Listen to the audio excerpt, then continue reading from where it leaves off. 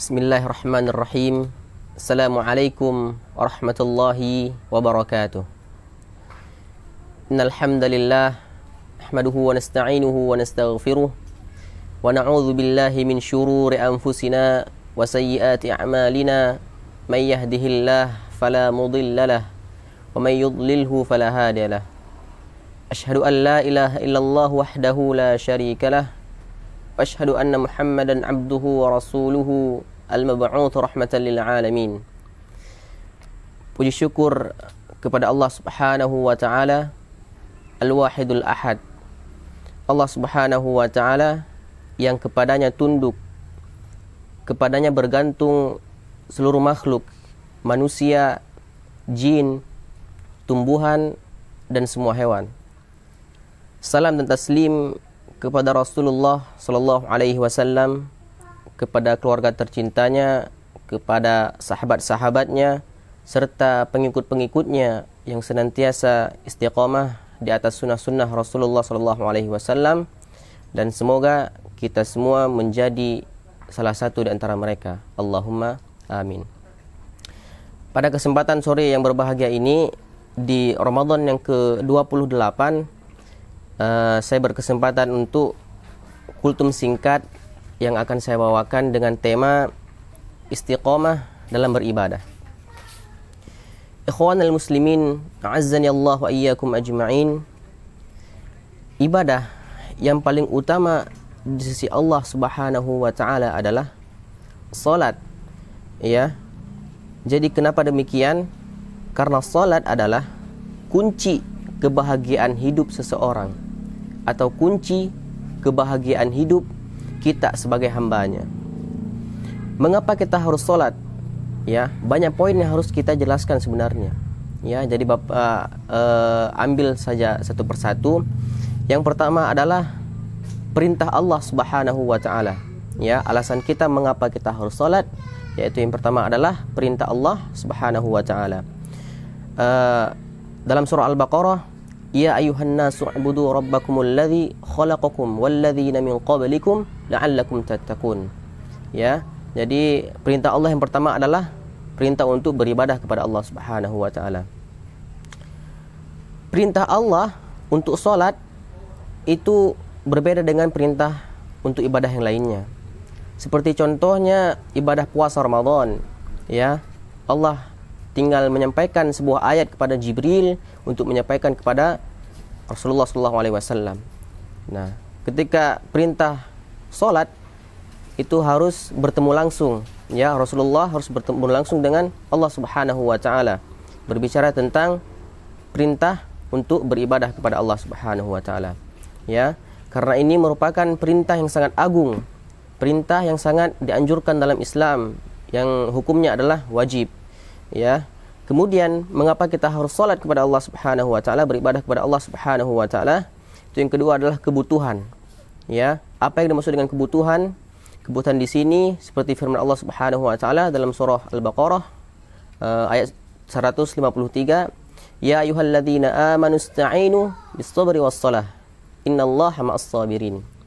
Wahai orang-orang yang beriman, mintalah tolong kepada Allah Subhanahu wa taala dengan sabar dan salat. Sesungguhnya Allah bersama orang-orang yang sabar. Nah, jadi dalam hidup kita mesti memohon ampun, meminta pertolongan kepada Allah Subhanahu wa taala, tidak hanya dengan berdiri atau duduk. Ya, kita harus melaksanakan yang namanya ibadah kepada Allah, yang namanya salat kepada Allah. Makanya kita dalam hidup kita butuh yang namanya salat. Kemudian yang ketiga itu ada ketika kita melaksanakan solat, yaitu ibadah solat tersebut adalah hubungan kita yang terjalin dengan Allah Subhanahu wa taala. Nah, jadi ketika kita solat, kita berinteraksi dengan Allah Subhanahu wa taala. Nah, di mana kalau kita meninggalkan solat, maka putuslah hubungan kita dengan Allah Subhanahu wa taala. Na'udzubillahi min dzalik. Kemudian salah satunya juga ibadah solat tersebut adalah amalan yang paling pertama dihisab nanti di akhirat kelak. Ya. Nah, ikhwanul muslimin, a'azzanallahu wa iyyakum ajma'in. Maka dari itu, jangan pernah sesekalipun kita tinggalkan salat. ya, sebesar apapun dosa kita, jangan pernah tinggalkan yang namanya salat. Ya, karena ketika kita meninggalkan salat, maka janji Allah adalah neraka baginya. Ya, seseorang yang meninggalkan salat adalah janji Allah adalah neraka.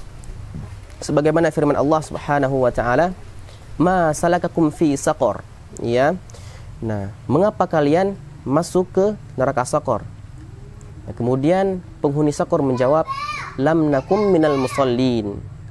Kami tidak mengerjakan salat. Na'udzubillahi min dzalik. Begitupun dengan umur kita.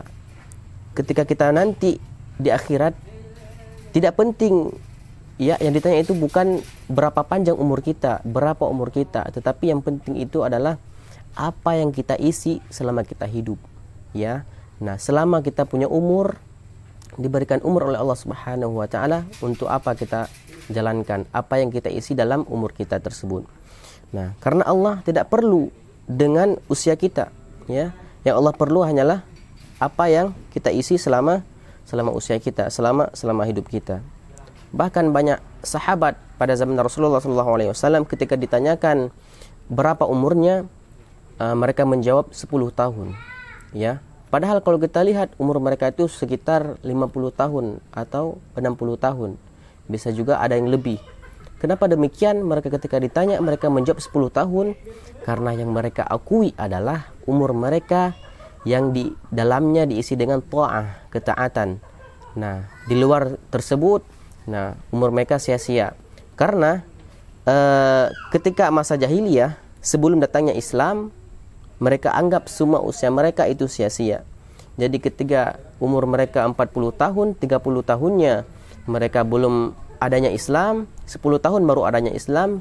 Jadi yang mereka isi dengan ketaatan, dengan sholat adalah 10 tahun. Makanya ketika ditanyakan berapa umurnya, mereka menjawab 10 tahun. Bisa kita simpulkan, ketika ada kaum muslimin atau orang Islam, ketika ditanya berapa umurnya, mereka menjawab 60 tahun. Nah, orang muslim tersebut mulai dengan Islam itu dari lahir, ya. Jadi ketika dia tidak mengerjakan sholat sama sekali, maka selama 60 tahun tersebut sholat mereka tidak, semua ibadah mereka sia-sia, ya. Jadi semua usianya sia-sia. Ikhwanul muslimin, a'azzanallahu iyyakum ajma'in. Karena tidak ada satupun ibadah yang diterima kalau kita tidak pernah sholat, ya. Nah, jadi Bapak kasih contoh misalnya, ketika seseorang itu sering melakukan amal ibadah lainnya seperti contohnya berpuasa, sholat sunnah tepat waktu, sholat tahajud, ya, sholat duha, zikir pagi petang.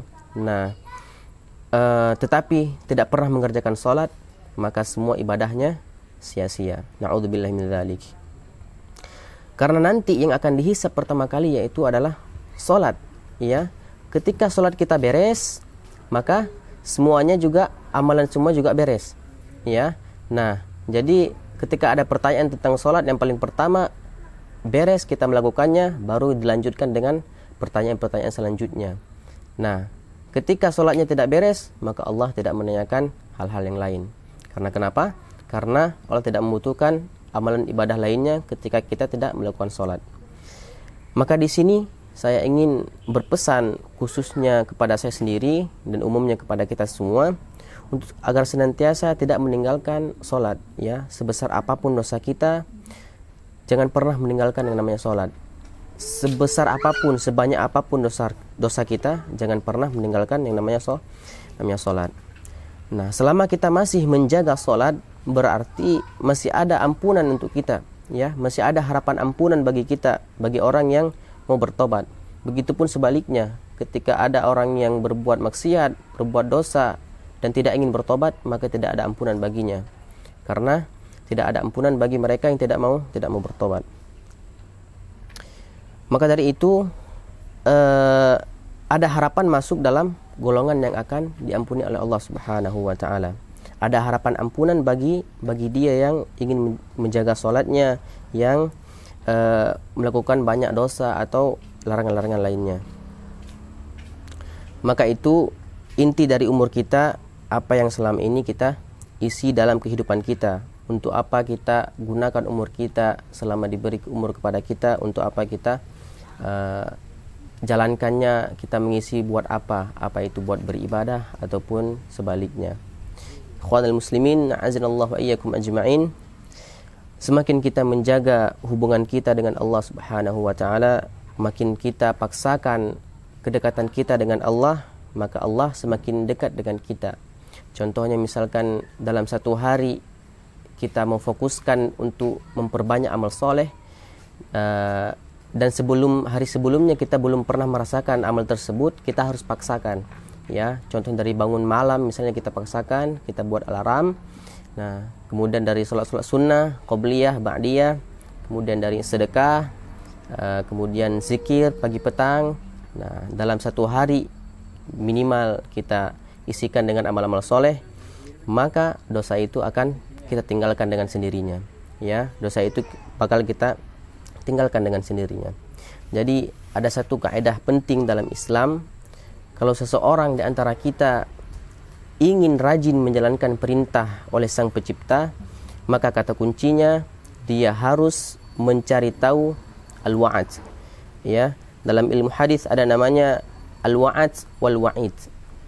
Al-wa'ad adalah janji positif Allah di ibadah yang ingin kita kerjakan. Sementara al-wa'id adalah ancaman Allah di dosa yang ingin kita kerjakan. Ini kaidah dasar dalam syariah. Jadi kalau kita ingin mengerjakan ibadah apapun itu dan kita ingin istiqomah di situ, misalkan di ibadah sholat malam kita ingin istiqomah dalam ibadah tersebut, maka yang kita lakukan adalah kita harus mencari tahu al-wa'ad, ya, janji positif Allah di situ. Nah, kalau bahasa ceramahnya al-wa'ad adalah fadilah, ya. Jadi kalau bahasa Indonesianya itu keutamaan. Nah, apa itu fadilah atau keutamaan? Jadi kalau kita ingin melakukan ibadah, salah satu ibadah, kita harus cari dulu apa yang kita dapati dalam mengerjakan ibadah tersebut. Itu namanya fadilah. Kalau sekarang mudah, tinggal kita ngambil HP atau cari di internet, kita cari apa keutamaan-keutamaan ibadah-ibadah, ya. Contohnya kalau di kalangan kita, di kitab-kitab yang sekarang kita tahu, yaitu misalnya contohnya salah satu kitab Riyadhus Shalihin, pas kita buka, kita mencari keutamaan, rata-rata semua babnya itu tentang keutamaan, ya. Fadilah berpuasa, fadilah zakat, fadilah salat, fadilah haji, umrah, fadilah zikir, dan lain sebagainya. Begitupun sebaliknya, ketika kita ada orang yang melakukan dosa dan ingin bertobat yang sungguh-sungguh, maka kuncinya adalah kita harus mencari tahu yang namanya al-wa'id, ya, ancaman Allah buat dia yang ingin melakukan dosa tersebut. Jadi contohnya ketika kita ingin berbohong, ketika kita ingin mencuri atau berzina atau bermaksud yang lainnya, kita harus cari tahu dulu apa ancaman Allah bagi dia yang melakukan dosa tersebut. Nah, jadi wahyu itu teman-teman berbicara dengan hati kita, ya, karena hati ini mahkotanya atau rajanya badan. Jadi sebagaimana sabda Rasulullah SAW, dalam tubuh manusia tersebut ada segumpal darah, ya. Jika baik segumpal darah tersebut, maka baik pula seluruh anggota tubuh lainnya. Begitupun sebaliknya, jika buruk segumpal darah tersebut, maka buruk pula seluruh anggota badannya. Apa segumpal darah tersebut? Yaitu al-qalb, ya, hati manusia. Nah, maka dia berbicara dengan itu, ya. Seluruh anggota tubuh kita bisa tunduk kalau hati kita sudah berbicara. Maka ini kaidah sederhana yang penting untuk kita ketahui, al-wa'ad dan al-wa'id. Jangan lupa selalu baca janji Allah di ibadah yang ingin kita kerjakan, dan selalu baca ancaman Allah bagi kita yang ingin melakukan dosa. Walaupun tidak kita kerjakan, kita harus membacanya juga supaya menjadi benteng bagi kita sebelum terjadi sesuatu yang tidak kita inginkan. Ikhwanul muslimin wal muslimat, a'azzanallahu iyyakum ajma'in. Sebelum saya tutup, saya ingin membacakan satu firman Allah Subhanahu wa taala dalam surah Fussilat ayat ke-30. A'udzu billahi minasyaitonir rajim. Bismillahirrahmanirrahim.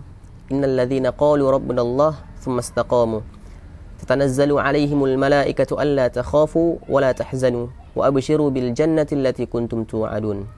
Innal ladzina qalu rabbuna Allah, sesungguhnya orang-orang yang mengatakan Tuhan kami ialah Allah, thumma istaqamu, kemudian mereka meneguhkan perkataan mereka, tatanazzalu 'alaihimul malaikah, maka malaikat akan turun kepada mereka dengan berkata, alla takhafu wa la tahzanu, janganlah kalian merasa takut dan janganlah kalian merasa sedih.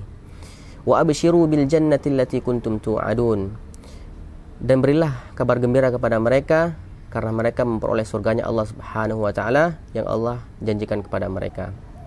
Semoga kultum singkat ini bermanfaat bagi kita semua, dan semoga kita semua senantiasa menjadi orang-orang yang senantiasa istiqamah dalam menjalankan segala apa yang diperintahkan dan menjauhi segala apa yang dilarangnya.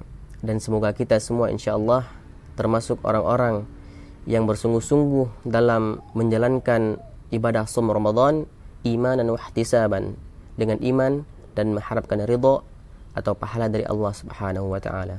Aqulu qawli hadza subhanakallahumma bihamdika asyhadu an la ilaha illa anta astaghfiruka wa atubu ilaik. Assalamualaikum warahmatullahi wabarakatuh.